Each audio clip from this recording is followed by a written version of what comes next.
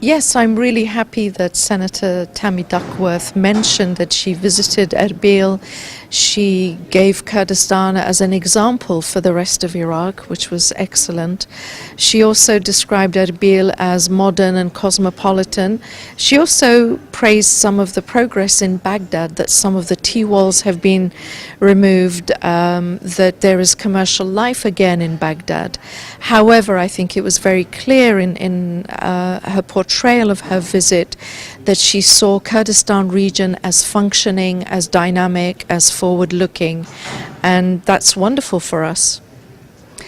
Yes, I've been meeting with Senator Duckworth, as I meet with many senators and members of Congress on a regular basis.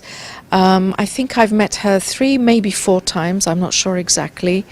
I met her before she was on the armed services, so she was a new senator, and I met her and I thanked her for her service in Iraq. And I told her how admiring we are of people like her who made sacrifices in Iraq for liberating our people. And don't forget, she was wounded in 2004, so very early on in the liberation of Iraq.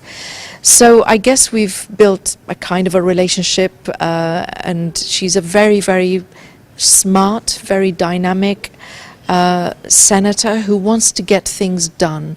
So I think that's one of many reasons why I admire her. Of course, I also admire her for being a woman in public service.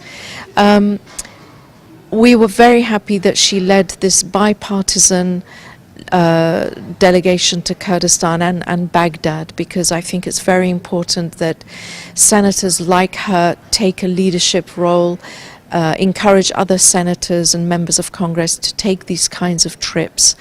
Now that she's on the Armed Services Committee, her role is even more important than it was a couple of years ago.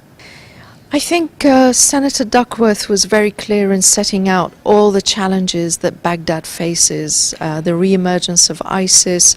Well, they never really went away, I should just say, the continuation of ISIS, but in a different guise. She also pointed to these camps where ISIS families and children are being kept, that she saw this as a ticking time bomb. She talked about the issue of electricity and so on in the south, and the possibility of protests in the summer. She talked about all these various problems, and honestly, these are huge challenges for any government. Definitely it's a huge challenge for Baghdad. What I thought she was optimistic about was that the new leadership in Baghdad was at least something for her to be